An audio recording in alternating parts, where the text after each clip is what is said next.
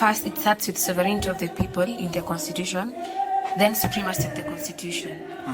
That there's a reason that it comes at Article 1, that Kenya is a democratic country, and it starts with Kenyans. You know, we really had high hopes in 2027. That's why I feel like Kenyans, you know, I think what makes Kenyans really mad is that we feel cheated.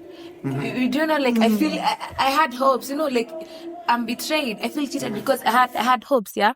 So, the only thing that Kenyans can do, we cannot all rule. That's why we give some individuals power to rule. I go vote. If he wins, let him go represent this and this constituency, yeah? So we've given them power by the people. Through the so we've given them power. We gave them power, and we had hope. You know that in the next 5 years, you know this and this is gonna happen. That you know for the better. Whether I really had high hopes for this government compared to the previous government. Oh, really? I really had a lot. I had a lot of hopes, yeah. That's why Kenyans feel. That's why people are so mad, because why weren't Kenyans so mad with the previous government?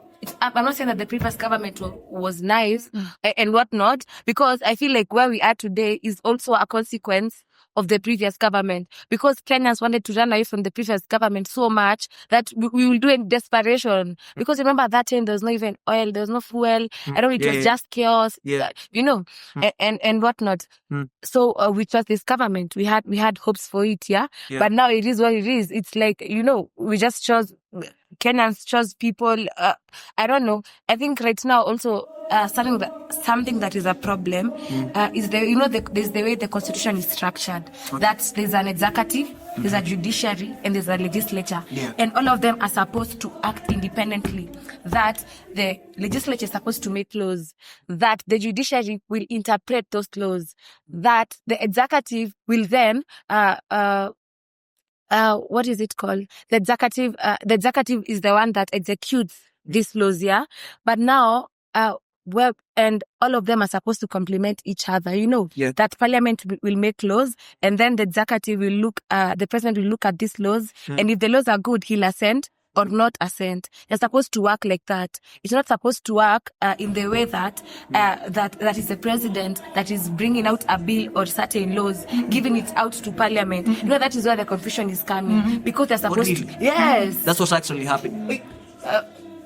We've had politicians saying that I will spend this and this amount to impeach this and this person, you know, that there's no bill. We've had these politicians say on live television, their records, that we were paid this and this amount of money, that I cannot prove it because I'm not a politician or a politician's daughter, but I was given this and this amount, depending on your loyalty to pass this bill or not, to impeach this person or not, you know. But it's not supposed to work like that. It's supposed to it's supposed to act like this, that parliament will make laws, that if I'm a member of parliament from X, I look at policies and you know, there's something that I want to do for my people. I introduce the bill to parliament, and if the other members of parliament agree that this, you know, that this is a beautiful law, this can sort our people out, this can help us, you know.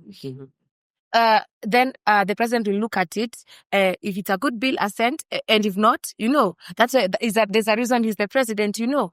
But now it's a system. The system is rigged right now, because it's supposed to go from bottom to up, not from up to bottom. That is why the finance bill was like that, because they were being controlled. They were scared. The members of parliament, I don't know if they were, but you know, you are scared of your boss. That's the problem. My boss is fierce. I don't want to mess with my boss. But it's not supposed to be the president who's the boss. It's supposed to be the people who is their boss. Because who is the boss? It was us in the streets crying for help, wasn't it? Us. It was us in thousands. You know, when CBD, people are in thousands. Some were online tweeting hashtags and everything. Those who are contributing money, we are the bosses. We are the bosses of the parliamentarians. They're supposed to listen to us. Now, when it reaches a point where you are listening to the one on top, to a person who did not employ you, you know, I can't be in this company and I'm listening to the boss of the people. We are the boss. I employed you. I voted to put you in that seat. You are paid money from my taxes. You're not paid money from his salary, from mine, from what I work for.